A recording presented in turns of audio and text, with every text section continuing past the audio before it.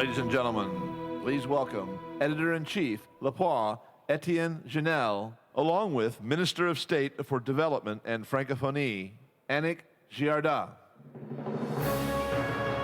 Annick Girardin, secrétaire d'État pour le développement de la francophonie. Bienvenue, Madame la Ministre, au New York Forum Africa. Bonjour à tous. Alors, c'est intéressant de vous parler parce que vous êtes ministre de la République française, en charge du développement et de la francophonie. Et qu'est-ce que ça veut dire être ministre français de la francophonie dans la mesure où la francophonie, son centre de gravité se déplace. Il est ici en Afrique, très clairement, depuis de plus en plus, si on en croit les projections de l'ONU. C'est en Afrique. Comment est-ce qu'on aborde ça quand on est finalement minoritaire dans la francophonie ? Alors oui, on est minoritaire dans la francophonie. La langue française, nous la partageons, notamment avec l'Afrique. Et l'espoir de cette langue française, l'espoir de la francophonie, c'est aussi l'Afrique. On nous promet ou on nous annonce 750 millions de locuteurs d'ici 2050.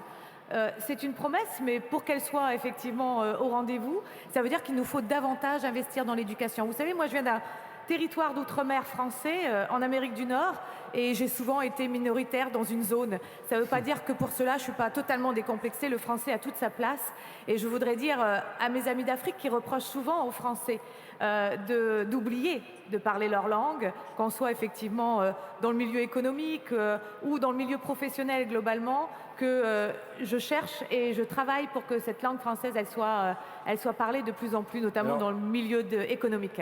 Alors justement, au mois de mars dernier, vous avez envoyé une lettre au monde de l'économie. Et alors, vous vous moquez d'eux, en fait. Vous êtes payé un peu la tête de tous les chefs d'entreprise français.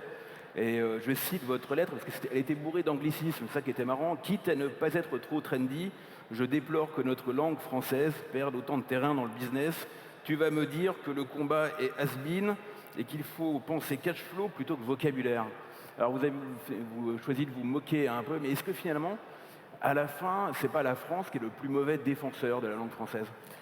Alors, je ne sais pas si c'est la France qui est le plus mauvais défenseur de la langue française. Ce que je constate autour de moi, y compris au départ dans mon propre cabinet ministériel, c'est que les anglicismes ont envahi le milieu professionnel. Comme si on n'avait pas de mots en français pour dire les choses. Est-ce qu'on vend davantage d'éoliennes quand elles sont offshore ou d'éoliennes quand elles sont en mer ?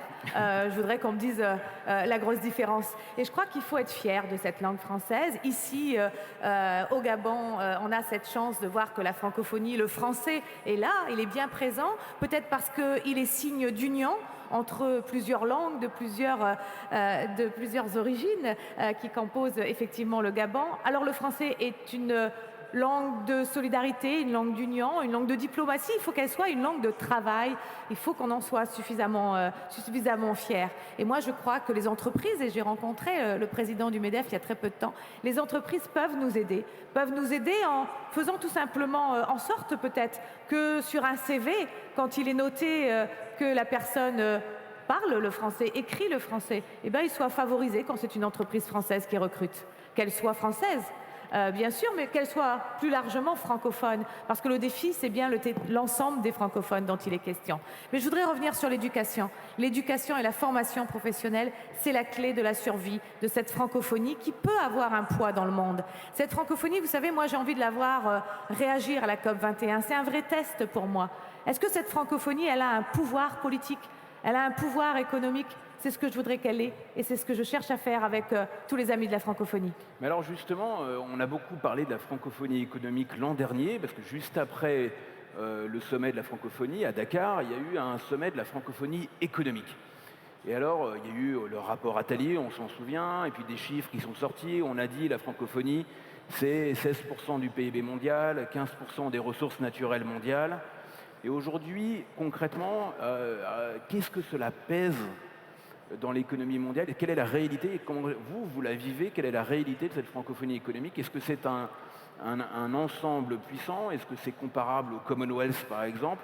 ou pas du tout? Où est-ce qu'on en est de ce point de vue-là? Alors non, justement, ce n'est pas un ensemble. C'est ce que je disais il y a quelques minutes. C'est comment cette francophonie économique, elle devient un ensemble. Comment on a un grand marché économique francophone. Comment on travaille ensemble pour faire que ces 80 pays francophones puissent être un grand marché qui se traite en français, qui se fait en français, qui apporte des retombées économiques à l'ensemble de ces pays francophones. L'Afrique est le grand espoir de la francophonie.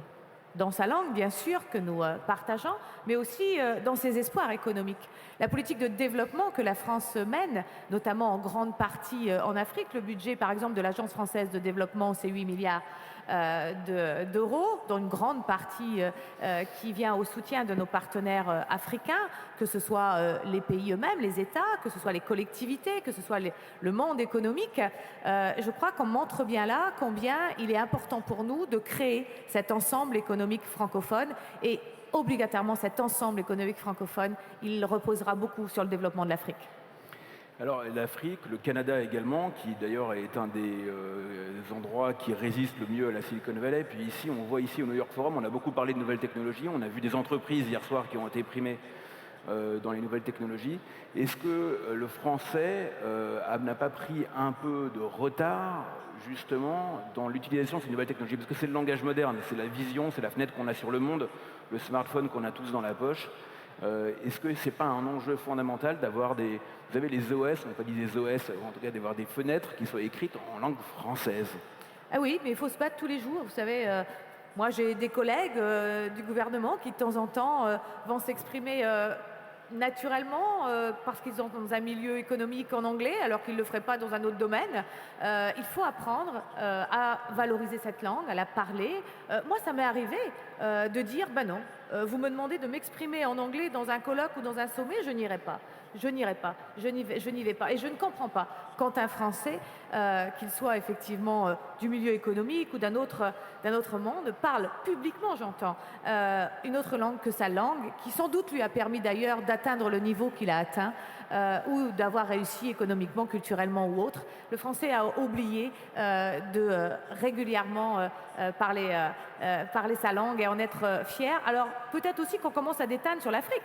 Parce que l'Afrique, c'est vrai, nous reproche souvent, et les leaders africains me l'ont dit, que je n'en défendais pas suffisamment notre langue, mais je vois aussi que de plus en plus, les anglicismes envahissent également l'Afrique francophone. Je crois honnêtement que nous avons un combat à mener tous ensemble, mais un combat qui a un intérêt important. Un intérêt bien sûr économique, culturel, un intérêt aussi historique. C'est ça qui fait cet ensemble de 80 pays.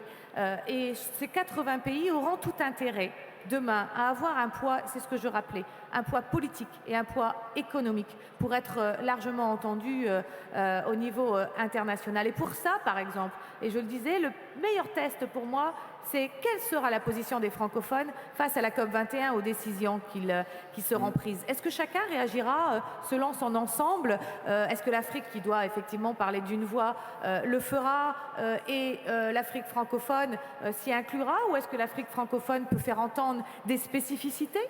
Est-ce que d'autres pays francophones s'exprimeront également? C'est pas une question de langue quand même, c'est pas une question de langue le climat. C'est pas une question de langue, mais ce que je veux voir, c'est comment on va se positionner cette francophonie sur des questions politiques fortes. Si nous n'intervenons pas, si cet ensemble francophone n'est pas fort économiquement, n'est pas fort politiquement, eh ben petit à petit nous perdrons du terrain.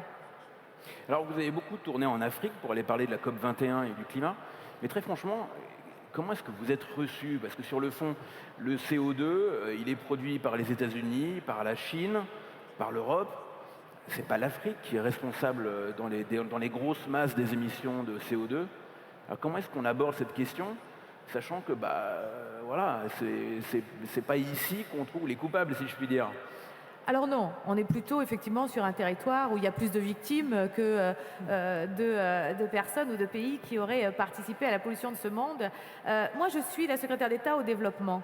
Et ce qu'il faut clairement dire, c'est que une non-décision à Paris, une conférence à Paris, la 21e, qui ne serait pas ambitieuse, qui n'apporterait pas de solution, serait une catastrophe. C'est simplement un siècle de retour en arrière sur les politiques de développement ou de politiques de développement perdues. Et ça, c'est compliqué à accepter pour moi. Donc je me bats et j'interviens aussi sur le volet climatique et donc dans cette préparation de la conférence Paris Climat, notamment avec l'Afrique et les États insulaires. Je suis d'un État insulaire et je sais également aussi ce que vont être les conséquences, parce qu'on commence à les voir. Les conséquences, Saint-Pierre-et-Miquelon, tout à fait, en Amérique du Nord. Un territoire qui sera aussi touché par la montée des eaux. Je souhaite qu'à Paris, on entende la voix à la fois des victimes, mais l'Afrique n'est pas que la voix des victimes. L'Afrique, c'est la voix des solutions. Moi, depuis que je suis que je visite, que je me déplace ici en Afrique, que ce soit en Éthiopie et au Kenya avec les énergies renouvelables et les objectifs qui sont définis par ces pays, que ce soit en Afrique de l'Ouest et au Niger par exemple avec la restauration des terres, que ce soit au Burkina Faso avec les foyers améliorés. Je vois l'Afrique des solutions. L'Afrique des solutions portée par les jeunes, l'Afrique des solutions portée par les femmes, l'Afrique des solutions portée par les États. Et c'est cette Afrique-là, dynamique, qui arrive avec ses solutions, qui arrive avec ses résultats. Ici au Gabon, nous avons déjà des résultats sur la protection des forêts, sur la politique qui est menée. C'est cette Afrique-là qu'il faut qu'il soit entendu à Paris. Entendu bien sûr parce qu'elle a des choses à dire, entendu aussi parce que si nous n'arrivons pas à Paris avec un accord ambitieux, elle ne pourra pas aller au bout de ses choix, de ses envies, de ses besoins. Et c'est important. Je crois qu'on parle souvent de cette Afrique en développement, de cette jeunesse, de cette démographie importante ici en Afrique, l'Afrique qui est sans doute l'avenir du monde et notamment du milieu économique, il faut le dire, et beaucoup aussi de l'Europe et de la France, qui est le partenaire privilégié notamment de tous les pays francophones. Cette Afrique-là, il faut absolument qu'on arrive effectivement à lui permettre de trouver toute sa place économique, sa place culturelle, sa place linguistique, et je crois que c'est important qu'on puisse le faire à Paris. Alors on dit souvent nous avons besoin de l'Afrique. On a besoin de tout le monde à Paris. C'est une question de responsabilité et de solidarité. Nous, pays du Nord, pays pollueurs, nous devons être au rendez-vous de la solidarité. Mais tous ensemble, nous devons être au rendez-vous de la responsabilité. Et je veux dire ici qu'au-delà de l'Afrique des solutions que je rencontre aussi une Afrique responsable. Une Afrique qui a déjà décidé depuis quelques années de prendre en main son avenir et donc de parler aussi de développement durable et donc à la fois de protection de l'environnement, de lutte contre le réchauffement climatique et de protection sociale. Vous avez sûrement remarqué qu'hier, lors de la remise du prix de la jeune entreprise africaine, ici au New York Forum Africa, il y avait 2 entreprises sur les 4 primées qui s'occupaient de développement durable. AES qui vient d'Ouganda et Greenwise Energy du Kenya, 2 anglophones, je suis désolé, mais 2 anglophones qui marchaient. Et là, on va de nouveau parler d'environnement parce que je crois que vous allez signer un accord ici. Est-ce que vous pouvez nous en parler? Et puis pendant ce temps-là, je vais appeler à venir sur scène Monsieur Régis Simongo Tatagoni. Je ne sais pas s'il est là. Non. Il est là. Venez, monsieur le ministre, s'il vous plaît. Vous pouvez l'applaudir. Alors est-ce que vous avez un micro? Asseyez-vous à côté. Et est-ce que vous voulez bien nous expliquer de quoi il s'agit? Alors oui, sous l'impulsion du président du Gabon, il y a une politique qui s'est mise en place ici au Gabon depuis déjà quelques années et qui a pour objectif la préservation de la biodiversité. On l'a vu à travers les forêts, mais c'est aussi également à travers aussi la lutte contre le massacre des éléphants et le trafic d'ivoire. Et pour aider le Gabon dans ce projet, dans ces objectifs, la France, à travers l'Agence française de développement, qui est notre outil principal qui intervient sur le terrain en matière de développement et d'ailleurs de lutte contre le réchauffement climatique, va tout à l'heure, et nous allons signer donc un protocole, un accord, une convention de 18 millions d'euros qui permettra effectivement d'aider le Gabon dans cet objectif. Je voulais peut-être juste conclure en disant que dans cette année 2015, à travers les grands événements internationaux, ce qu'on écrit, c'est le monde de demain. Et cette année 2015, c'est le moment où on écrit une histoire. L'histoire d'un monde qu'on espère d'ici 2030, 2050, un monde sans carbone et sans pauvreté. Et tout ce qui en découle, y compris la signature du document que nous allons avoir tout de suite, c'est bien effectivement de venir alimenter cet espoir, et notamment cet espoir pour la jeunesse, pour nos jeunesses. Alors, Monsieur le ministre, c'est à vous. Non, écoutez, je me réjouis de la signature de cette convention qui vise à renforcer les actions du gouvernement par rapport à la protection de la lutte contre le braconnage et surtout régler ce problème parce que les populations sont confrontées à un problème de dévastation de leurs plantations et les différentes actions qui seront mises en œuvre par l'Agence nationale des parcs nationaux avec le ministère de l'Environnement vont permettre de protéger aussi les populations et surtout de protéger les éléphants par rapport à ce braconnage qui est observé au niveau des pays africains. Et donc c'est un accord qui va commencer quand? Qui va là, maintenant? Là, ça va être mis en place maintenant? Alors généralement, quand on passe à la signature de la Convention, c'est que nous sommes prêts à mettre en action les objectifs, tout simplement parce que il y a eu de grands mois de travaux avant qui ont permis effectivement d'estimer que ce projet est aujourd'hui abouti et qu'il nous faut passer à l'action. Et s'il y a bien un mot qu'il faut retenir aussi en 2015, au-delà de la responsabilité de la solidarité, c'est bien l'action, puisque je crois que ça fait trop longtemps qu'on a fait de trop grands discours. De toute façon, l'opération sera immédiate puisqu'une partie des fonds déjà sera puisée au niveau du fonds de conversion des créanciers. Il y a 10 millions d'euros déjà qui sont pris à ce niveau, donc il n'y a pas d'inquiétude par rapport au financement de cette convention. Bien, merci beaucoup à tous les deux. Je vois que le temps qui nous est imparti est terminé. Je ne sais pas si vous allez signer maintenant ou si vous allez signer tranquillement en coulisses cet accord. Oui. En tout cas, merci. Ah, il est là. Eh bien voilà, on doit juste se déplacer, je pense. Moi, je ne signe rien du tout. Hein. Je signe que mes papiers. Très bien. Voilà. Je voudrais en profiter pour remercier toute l'équipe de l'Agence française de développement, bien sûr ici au Gabon, qui permet l'ensemble des actions que nous menons en termes de partenariat.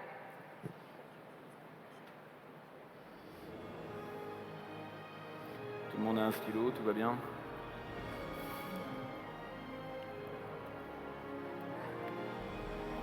Bien, merci beaucoup à tous les deux. Ah ben, on signe 2 fois. Ah, il faut signer 2 fois, pardon. On signe 2 fois. Excusez-moi, je ne suis pas très habitué au protocole, moi. C'est pas ma spécialité. Il faut des traces pour les 2 pays. Faire le geste symbolique, voilà. Bravo. Et merci beaucoup.